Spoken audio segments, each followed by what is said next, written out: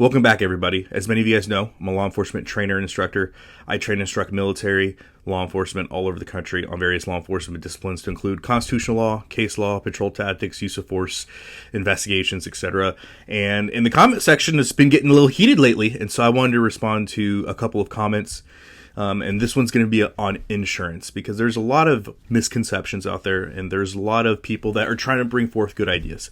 And so how this all started is, when people comment and they, have particular questions on law enforcement, how to make law enforcement better. I like to engage you guys. I like to see what you guys are thinking because if I can help you guys, I'm going to do that. And so one of the questions I get regularly, and one of the contentions people have regarding law enforcement is requiring each individual officer to have insurance that is directly connected to their certification. And so a lot of people feel like this is a good way to help bridge kind of that transparency divide and have more accountability. And so a lot of people, have been talking about this for years, and I've heard about it for years.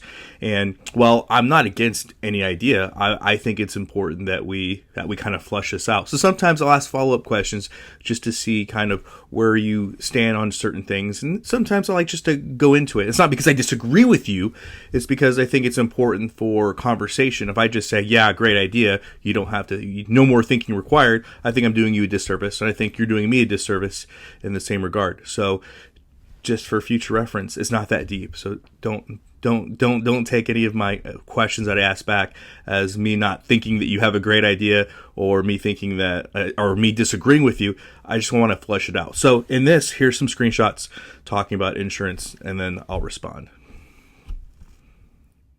So as you can see, we come out strong. We come out of the gate strong. So in this first question, you can see here on the screen, basically, please explain to me how taxpayers paying for lawsuits and officers not being held accountable for actions is a good way for citizens. I completely agree.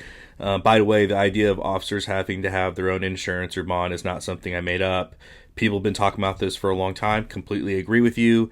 Again, there have been accountability videos on social media. Great. At least 10 years, as long as I can remember. I'm actually surprised you haven't heard of this concept, but I'm the naive, arrogant one. And then I said I'll do a video. So again, let me just say, just because I ask further on questions doesn't mean that I disagree with you, nor does it mean that I think your idea is bad. I just think it's important that we kind of flush these ideas out, and we really come to a point where we're at a footing where we can actually defend ourselves from, right? And that's really what it is, because it's if I just say, hey, I agree with everything you're saying, and then there's no more critical thinking, I'm doing you a disservice, and the same thing vice versa. And so obviously you can see with this person, I got a little heated. So let me answer the question. Let me just answer it piece by piece. I don't think taxpayers paying out of pocket for lawsuits is a good idea, and really we're holding the taxpayer accountable for the unprofessionality and the civil rights violations of law enforcement. I agree. I don't think that's right. I don't think that's good. I'm not going to hold water for anybody. So I certainly hope that you don't think that, because I certainly don't think that. As far as this idea of officers carrying their own liability insurance, no, it's been around for a long time, and it's something that I am aware of. You may not know this, and obviously you don't know me, and I can tell that emotions got heated here when we start making attacks on people without knowing me. This person has no idea who I am or what insurances I carry and don't carry. So let me just tell you, I carry two insurances for my profession, right? So, and there's many more that are carried through the state of Oklahoma, for example. And so I carry a law enforcement insurance liability that I pay monthly for, and then I also have another one for my business, solution-based law enforcement services, that also covers me while I'm a police officer as well, while I'm doing my criminal investigative job. And so I pay for two insurances out of pocket. So this idea that I'm unaware is just not true. And Again, this is just your emotion, just you being emotional and just assuming that I don't know. And again, it's not that deep. I don't want you guys to take it that deep. So yes, do I believe in carrying insurances? I believe in it so much that I carry 2 separate insurances. And I don't carry insurances because I'm going to do something bad. I mean, I teach this stuff. I train this stuff. I'm a constitutional instructor, certified on the FLETI level and state level. So I'm not worried about me violating somebody's rights. I carry it because there's a lot of people out there that are just looking for a reason to throw a civil lawsuit out there. And then obviously worker protections, things like that. So I don't carry the insurances because I'm worried about me doing something. I carry it because of all the external nexuses and all the external things that could happen that is just really outside of my control. And so, again, I'm familiar with this concept. I really am.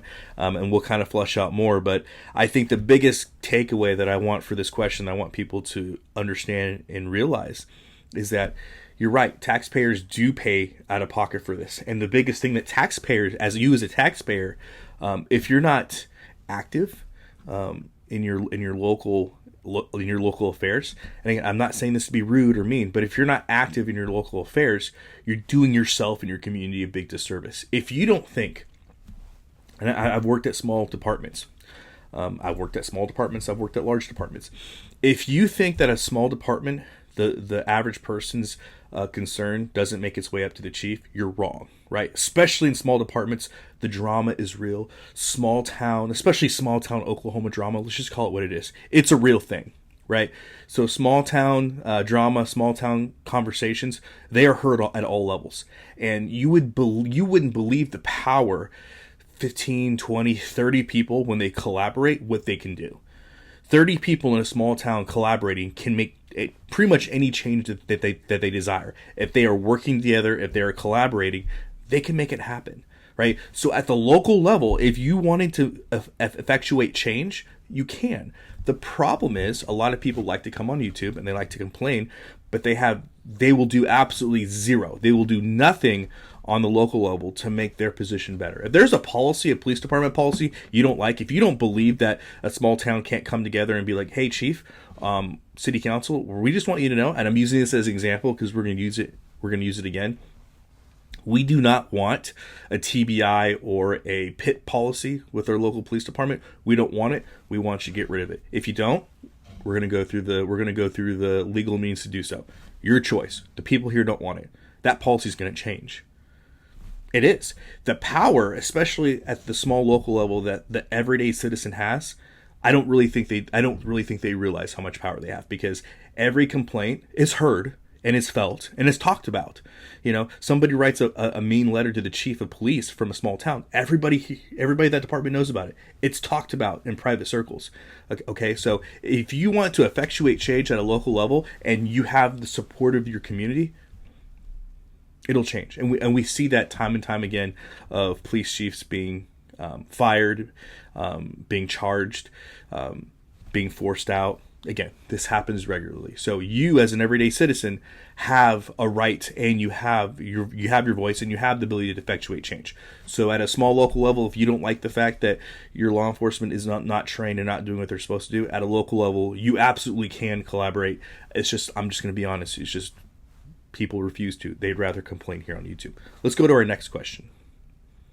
So as you can see there, the next question that we have on our screen here, their liability insurance should be connected to their certification. If a police officer cannot get insurance because of too many judgments against him, he cannot be a police officer anymore. Again, I think this is a great idea in concept. Now, the only thing that I would ask, again, I feel like I have to say this again because people don't listen very well. I have insurance, right? So you're talking to somebody that agrees with you, okay? You're talking to somebody that agrees with you by and large. Again, I pay for 2 out of pocket. But the biggest thing that I see here, if we're going to tie it to our licensure, you can expect insurance companies to have a say, right? You can expect insurance companies to have a big swath of discretion as whether or not you get certified. A great example, we talked about TBI and pitting just a second ago. So in the state of Oklahoma, state of Florida, state of Georgia, you have a lot of highway patrols and state police agencies and organizations that allow for TBIs and allow for pursuits, that allow for pit policies, etc. So what happens if insurance is say, you know what, we just don't like that. Trooper Smuckatelli, we think you're a great person. Thank you for serving honorably for 15 years, 0 complaints. Officer of the Year, 15 years out of your 15 years. All the whistles, all the bells, all the awards, all the certificates. Trooper of the Year, Lifesaver of the Year, everything. Medal of Valor, you've done everything. You are super cop. But because your organization has a PIP policy, we're just not going to insure you. Thank you for your service. You have a great day. What's to stop an organization or insurance company from doing that? Honest question. An insurance company can say, we're not gonna do it. We're just not gonna do it. Or, we'll afford you that insurance, but you're gonna have to pay 500, 600% more. We just don't believe it. We have we have a vested interest from our stakeholders to not allow pursuit policies. So by charter, we just don't. We don't support them at all. And so since your organization has a PIP policy, sorry, we can't insure you. What is to stop an insurance company from doing that? Right? So now you have something that's within policy, within Lexipol policy, some things within Supreme Court case precedents, right? Canton v. Ohio, for example. Scott v. Harris, for example. The other one, Canton v. Ohio, would also be technically fitting for municipalities. But, Scott v. Harris, totally legal within the Supreme Court case precedents to allow for these maneuvers and these felonious pursuit policies, felony pursuit policies. But if the insurance company doesn't want to cover it, guess what? Now that trooper's supposed to lose his license because he can't get coverage for a authorized policy and authorized maneuver. Let's take the state of Oregon, for example. State of Oregon, you can't do traffic stops anymore for having an out headlight or taillight. So what if insurance companies say, okay, well, we want that for officers in Oklahoma, Texas, Colorado.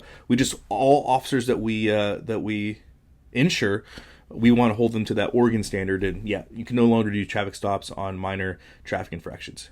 So all these other cops in these different states are supposed to lose their insurance because of policy? Again, this is just an honest question. And this is something that is actively going on behind the scenes. A lot of people don't know this. So another thing about me, I just recreated all our Lexipol policies for the old department that I worked for before I got this new criminal investigator role. And a part of that, OMAG, in order to be compliant, all organizations, no matter how big or how small, had to get in compliance with around 140, 160 different policies. A lot of these policies are going to be non-applicable to a lot of agencies. Most agencies don't maintain a jail, right? The sheriff's office may maintain a jail, but a lot of municipal police departments don't maintain a jail. So a jail policy is not applicable. We don't have one. We'll never have one. Why do we have to have policy on it? Well, because Lexipol wants a policy. Therefore, if Lexipol wants it, we have to have it because OMAG will no longer cover it from an insurance standpoint. UAV program, drone program, all these different things. There was one for a helicopter or aircraft policy. Most agencies are never going to have aircrafts, helicopters, or planes. So why do they have to have a policy for a piece of equipment they're never going to be able to have? Well, because somebody up there said it was supposed to be done. So then you get a lot of this bureaucratic nonsense that spills over. So again, I'm not against insurances. I have insurances. I think it's great. But this idea that we're going to just allow them to make ultimate decisions based upon who gets a certificate and doesn't get a certificate, not even based upon law or Supreme Court case precedents, but based upon them risks mitigating potential loss, I don't think that does a whole lot of good for public safety. I think you're going to have police forces that are really going to be shackled. And what's going to happen when you call and say, hey, somebody's breaking into my house? They're going to say, well, hey, so we can't respond because our insurance won't let us. You got a problem with that? We'll give you their number, right? Call our insurance. And in many places, that's kind of already happening. And so, again, this is one of those things where I think we have to be very careful because you could talk about the change of policy to a point where it's detrimental to public safety. A burglary response has to be 2-3 officers now. Well, if you have a small department that only has 1 officer or 2 officers on and they're tied up on something else, we'll be there. Whenever that officer clears, we'll do a 2-man response and we'll get there. Well, why can't you send somebody now? Insurance says no. Again, these are real concerns that I think that we should at least talk about and address. Again, not saying I'm completely against it, but we got to use our brain and we got to be smart about it. Let's look at our last question. All right, so here's our last question. Comes from Matt Shelton 7423. As a general contractor, I'm legally required to have liability insurance out of my own pocket. It should be no different for law enforcement officers of the state. And basically talks about they don't do anything wrong, they have nothing to worry about, and law enforcement needs to keep their behavior checked. Completely agree with you. You know, when it really comes down to it, I think this question, I think we're just gonna more or less split hairs. Cities have insurances for their for them and for what the people that they do. Now, for example, I have, again, 2 different insurances I maintain. My business has insurance. The idea that my contractors or the people that work for me have to have their own individual insurance, no, not necessarily. They would be covered under my umbrella per having business insurance. Now, with that being said, I get what you're saying because, again, what this comes down to for people is they want law enforcement to have their own skin in the game, right? And I think that's what it really comes down to. They want what's a way we can get to have law enforcement have their own skin in the game. And so the idea is, and this is what people are trying to get to, the idea is if we make them pay for insurance out of pocket, they'll somehow take the law enforcement thing more seriously. And I think that's what a lot of people want. I think that's what a lot of people are hoping happens. And that's not a bad way to go about it. Now, I think there's a much bigger nuances behind it. And truth be told, right, I've talked to a lot of these auditors, and a lot of these auditors that do this for a living, they have no desire. They don't want to go after, if a cop did have their own personal insurance, they have no desire to go after that. They want the big payouts. And the big payouts aren't coming from an officer that makes $17.50 an hour. You're not going to get anything out of his personal insurance. Nothing worth your time. And so we have to look at this from what it is. It's a money-making, we're talking about a money-making, we got to follow the money, right? Because this is a money-making operation, a money-making lifestyle. And so, again, having talked to these auditors, big-time auditors offline, again, they're not interested in that. And so I think that's kind of, people say things online, get clickbait, and to get you to watch and follow. And you got to think, people have been, like this person mentioned earlier, they've been talking about this for years, but why hasn't it happened yet? Well, I think if we follow the money, we'll see that people like these big payouts through the municipalities. They do. And again, until citizens come together and collaborate on a local level and start fixing things that they have problems with on a local level, I don't feel like you're going to see the change that you're wanting, because I feel like the change in the culture within law enforcement, it can't be legislative. It can't be legislated, right? We have to have local bodies of people saying, we don't want this anymore, and we're tired of it, and we're going to put somebody in charge that does have our best interest in mind. And until that starts happening across the nation, man, it's just going to be everybody complaining on YouTube. I mean, that's what I think, that's one of the biggest downsides of social media is now people have an outlet. And since they came on Solution-Based Law Enforcement's YouTube page and they, bitched me out, I feel better. Okay, nothing's changed, but I feel better because I yelled at them. I get it, and if that's what I need to be for you, that's fine, but we're not actually fixing the culture. We're not actually fixing the things that we do have control over as individual persons, as citizens, a part of a bigger community. So again, I do think that there are ways to go about it. Again, not against insurance, but if we really wanting to go about this, we want to go about this in the best way possible, we have to realize that there's a money-making apparatus here, there's a culture apparatus, and there's a lot of other things at play and bureaucracy that we have to understand and we have to account for before we actually expect to see any real world change. So again, I hope this video was helpful for you guys. If you guys liked what I had to say, let me know in the comment section below. If you completely disagree with me, let me know in the comment section below. And again, I would love to have a long form discussion with somebody on this, whether it's qualified immunity or anything law enforcement related. Again, I'm going to be 100% respectful. I know you'll be respectful too. This is just an avenue to talk about things, and I believe that we probably have more in common than you realize.